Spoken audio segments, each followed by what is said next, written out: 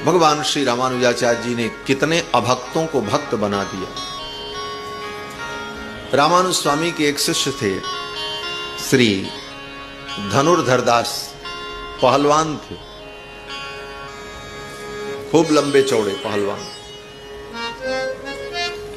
रोज मल्ल करते थे, कुश्ती लड़ते थे, कई कई पहलवानों को अकेले ही पटक देते।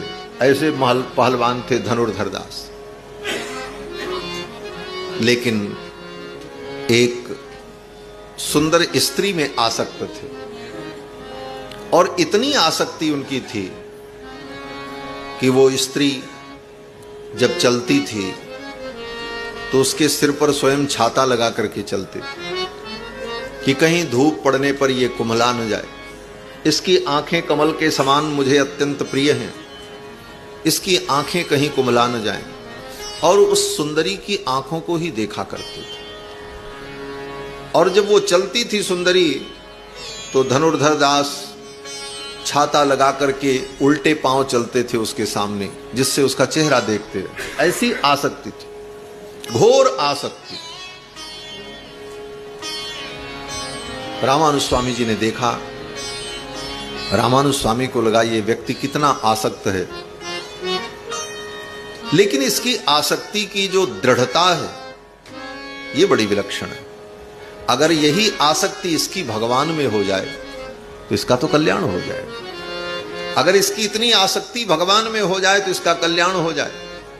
तो रामानुज स्वामी ने धनुर्धर दास जी को बुलाया और कहा, देखो तुम उस सुंदरी की आंख देखने के लिए, उसका मुख देखने के लिए उल्टे पांव चलते हो छाता लगाकर, क्या है विशेषता उसके अंदर? धनुर्धर दास ने कहा, ऐसी आंखें आज तक मैंने नहीं देखी, ऐसा सौंदर्य मैंने नहीं देखा। ये सौंदर्य, इसकी आंखें मुझे अत्यंत प्रिय हैं। रामानुज स्वामी ने कहा, अगर इससे भी सुंदर आंखें और इससे भी विलक्षण, अति विलक्षण सौंदर्य तुम्हें दिखाई पड़े तो क्या इसे देखना छोड़ दोगे? धनुर्धर दास ने कहा, निश्चित रूप से। अगर इससे भी सुंदर कोई दुनिया में आंखें हो और कोई सौंदर्य हो सकता है तो मैं इसे देखना छोड़ दूंगा। मुझे तो विश्वास है इससे सुंदर दुनिया में कुछ हो नहीं सकता। रामानुज स्वामी ने कहा, अच्छा चलो मेरे साथ। रामानुज स्वामी ने धनुर्धर दास का हाथ पकड़ा और लेकर के श्री रंगनाथ भगवान के मंदिर में गए और भगवान श्री रंगनाथ का दर्शन कराया।